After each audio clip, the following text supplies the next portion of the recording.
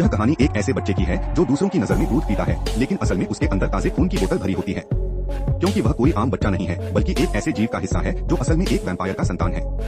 दूसरे बच्चों की तरह वह दूध नहीं पी सकते, उन्हें खून की जरूरत होती है। जब ये बच्चे बड़े होते हैं तो वह विदेश में रहने वाले दूसरे वैम्पायरों से अलग होते हैं। वे न तो सूरज से डरते हैं और न ही क्रॉस से, लेकिन उनकी सबसे बड़ी चिंता होती है खून। क्योंकि ये बच्चे इंसान के स्कूल में पढ़ते हैं और अगर उन्हें ताजे खून की आपूर्ति नहीं मिलती तो उनकी हालत बिगड़ सकती है। ताकि अपनी पहचान छिपा सके, पिता रोज रात को जानवरों का खून एक बैग में भरकर उसे महंगे टमाटर के जूस के पैक में बदल देते हैं। फिर उसकी बेटी जो स्कूल जाती है उस पैक को अपने साथ लाती है और उसे लंच के तौर पर पीती है। लेकिन एक दिन कुछ अप्रत्याशित हुआ। दोपहर में जब मैरी अपने अलमारी का दरवाजा खोलने वाली थी, तभी एक साथी ने उसे जल्दी से बाहर बुला लिया। जैसे ही वह बाहर गई, क्लास मॉनिटर ने चुपके से अलमारी का पासवर्ड बदल दिया और दरवाजा बंद कर दिया। जब मैरी वापस लौटी तो वह दरवाजा खोलने में नाकाम रही। अलमारी में सारे खून थे और अगर वह उन्हें नहीं पी पाती तो हालत बहुत गंभीर हो सकती थी। वह कमजोर शरीर के साथ क्लास से बाहर निकली और घर जाने की सोचने लगी ताकि अपनी शक्ति को फिर से भर सके।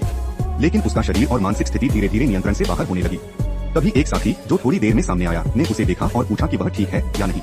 पर जैसे ही मैरी ने उसकी मौजूदगी महसूस की, उसे इंसानी खून की महक आई और वह खुद को रोक नहीं पाई और अचानक उस पर झपटी। उसकी आंखों में प्यास थी। क्षणिक रूप से नीला हो गया, मुंह में भी रक्तपानियों के दांत उगाए। वह तुरंत तायांग की गर्दन की ओर बढ़ी, मानो एक तेज वार करने वाली हो। लेकिन आखिरकार मैरी ने अपने होश को फिर से हासिल किया। वह अपने पसंदीदा व्यक्ति को चोट नहीं पहुंचाना चाहती थी और इस दौरान वह अपना असली रूप नहीं उजागर कर सकती थी, इसलिए तायांग को धक्का देकर वह वहां से चली गई। लेकिन कुछ ही कदम चलने के बाद वह एक और साथी से टकरा गई। इस बार मैरी ने खुद को रोक न पाया। वह तुरंत बेहोश होकर उसी साथी के हाथों में गिर पड़ी। यह स्थिति बेहद खतरनाक थी।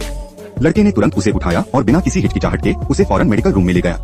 वह एक पैकेट ताजे खून के साथ भी आया। मैरी ने उसे पीते ही सामान्य हो गई। यह लड़का